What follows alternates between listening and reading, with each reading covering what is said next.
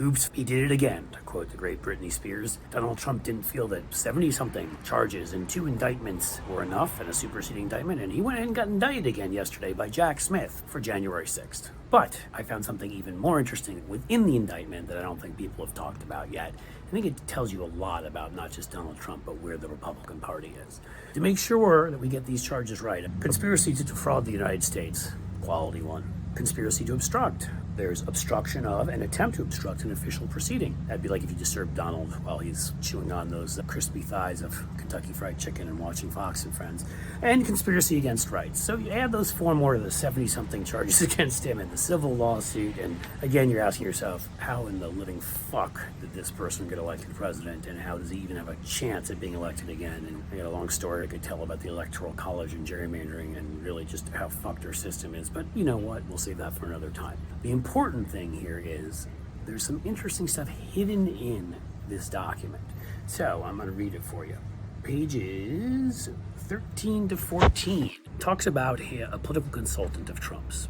As early as mid-November, a senior campaign advisor had informed the defendant his claims of a large number of dead voters in Georgia were untrue. With respect to the persistent false claim regarding State Farm Arena, on December 8th, the senior campaign advisor wrote in an email, this is important, "When our research and campaign legal team can't back up any of the claims made by our elite strike force legal team," elite strike force team, they're like in a G.I. Joe movie, "you can see why we're 0 for 32 on our cases. I'll obviously hustle to help on all fronts, but it's tough to own any of it when it's all just conspiracy shit beamed down from the mothership." So this senior advisor who was sitting there saying, we're 0 for 32, we suck, you guys are feeding us bullshit, and that says it all. This person didn't run for the door. A few of those Trump folks later, they're all very sorry when the arrests began or when the books are written and the negative information comes out. They deny they did anything wrong. But these are the same people who enabled this man.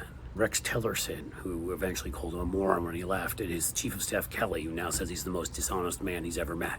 Was he telling us that while he was there working for him? And all these members of Congress, none of these Republicans, for the most part, were supportive of the first impeachment. It took the second one. It took trying to overthrow our government.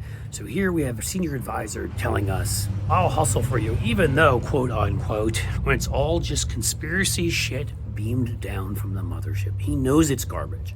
And if this is a person with any education, this person knows that he and Donald Trump, by telling campaign lies and also trying to back it up with conspiracies, is destroying the fabric of our country, is turning people against each other.